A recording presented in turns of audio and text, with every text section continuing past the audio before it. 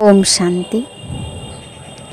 आज इस नवरात्रि की द्वितीय पूजा की आप सभी को ढेर सारी मंगलमय शुभकामना, क्योंकि पूरे भारतवर्ष में आज हम दो पूजा मनाएंगे और दो पूजा दुर्गा माँ का ही स्वरूप, दूसरा स्वरूप माँ ब्रह्मचारिणी के रूप में ही मनाते हैं।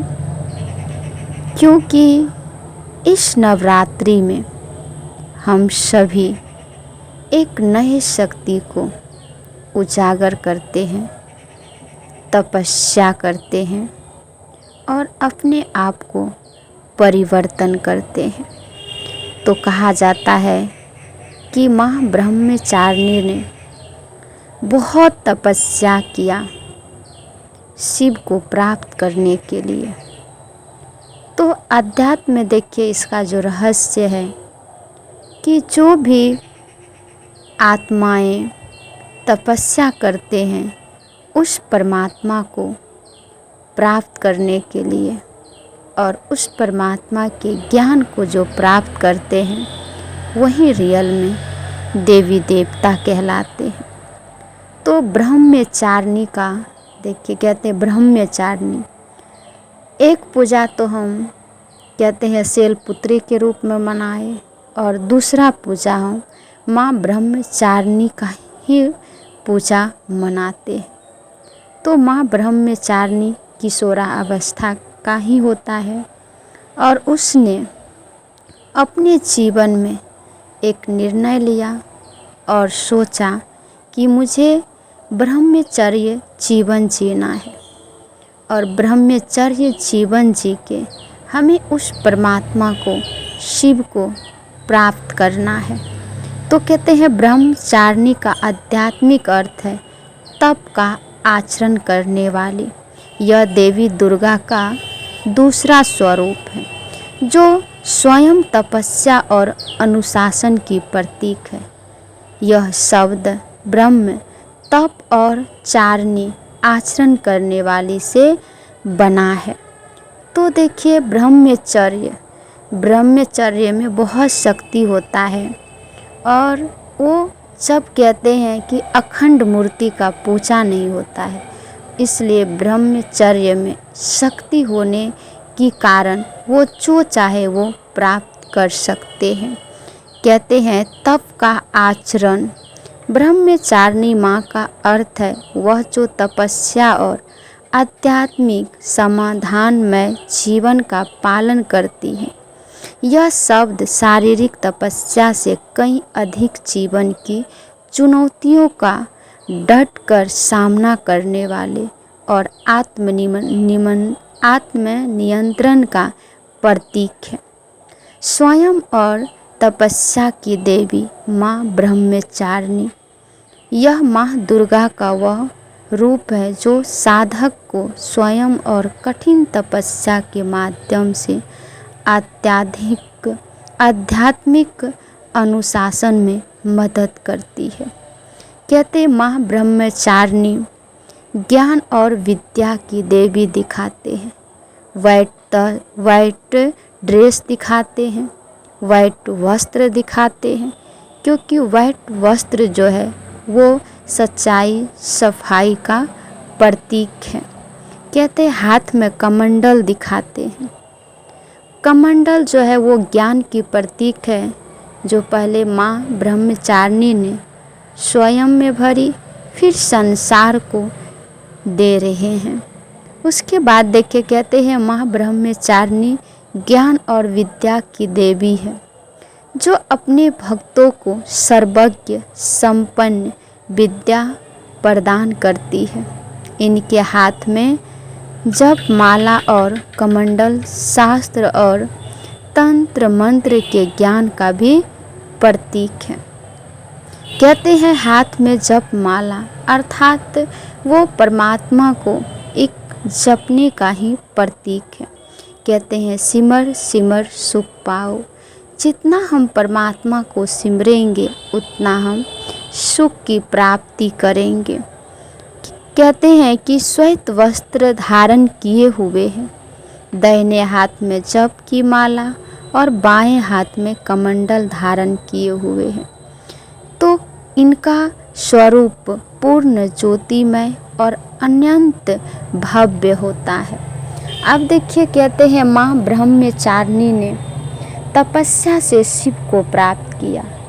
लेकिन देखिए, संसार में अगर हम भी तपस्या करें, उस परमात्मा की तप करेंगे, याद करेंगे, आराधना करेंगे, तो ज़रूर परमात्मा हम सभी आत्माओं से संपन्न होंगे और हम सर्व की मन की मनोकामनाएं पूर्ण करेंगे। इसी तरह से देखिए, ये भी कहा जाता है कि माँ का जो हर स्वरूप है वो दुर्गा माँ का ही स्वरूप है। क्योंकि देखिए, चाहे वो पत्नी के रूप में हो, बेटी के रूप में हो और बहन के रूप में हो, है तो नारी ही। क्योंकि नारी ही विश्व कल्याणकारी है और परमात्मा ने ज्ञान की कलश नारियों को दिया, अर्थात माताओं को दिया। क्योंकि माता ही स्वर्ग की गेट खोलने वाली है, माता ही स्वर्ग को, इस भारत को स्वर्ग बनाने की निमित्त बनी। कहते हैं ना, नारी ही स्वर्ग का द्वार और नारी ही नरक का द्वार। लेकिन परमात्मा ने कहा कि नारी स्वर्ग की गेट खोलने वाली है, वो नरक की नहीं। तो परम पिता परमात्मा जब हम नारियों को इतना ऊंच उठाते हैं, तो जब तक हम समाज में, अपने घर में, अपने परिवार में नारियों को सम्मान नहीं देंगे, तब तक मुझे सम्मान नहीं मिल सकता है।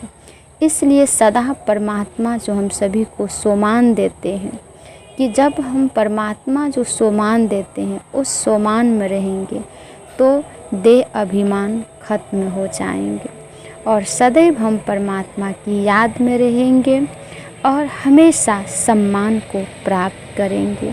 कहते हैं, देखिए, नवरात्रि में कहते 9 दिन तक हम दिए जलाते हैं।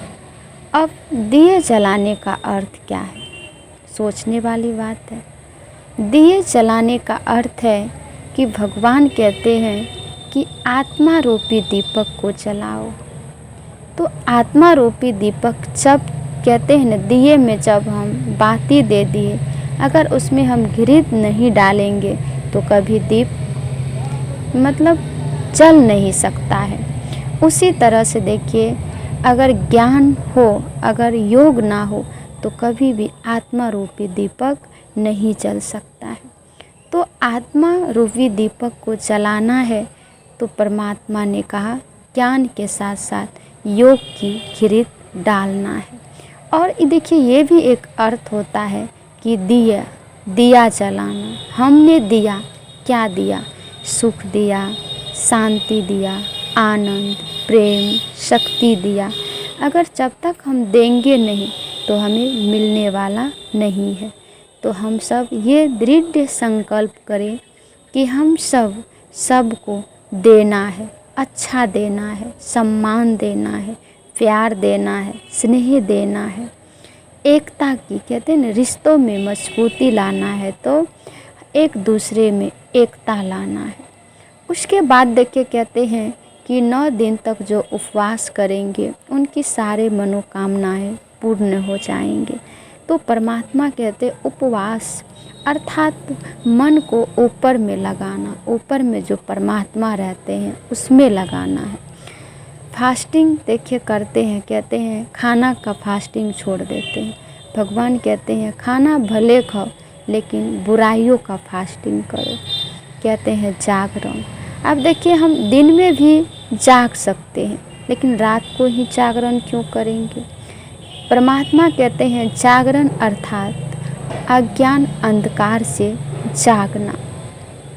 तो जब तक हम अज्ञान अंधकार से नहीं जागेंगे तब तक हम सच्चा जागरण नहीं कर पाएंगे। तो हमें आज हम सब मिलके ये संकल्प ले कि हमें अज्ञानता से जागना है और हमें उस शक्तियों की आवाहन करना है जो शक्ति हम सभी को अति आवश्यक है। और ये अष्ट शक्तियाँ स्वयं परम पिता परमात्मा हम सभी आत्माओं को देते हैं। और इसी अष्ट शक्तियाँ से हम सब एक नई जीवन का आरंभ करते हैं, एक नई दुनिया का स्वागत करते हैं। तो आइए, आज दूसरी पूजा है माँ ब्रह्मचारिणी का। हम सब पूजा करेंगे, आवाहन करेंगे और हम सब भी कोशिश करेंगे कि माँ ब्रह्मचारिणी के जैसे बनना है।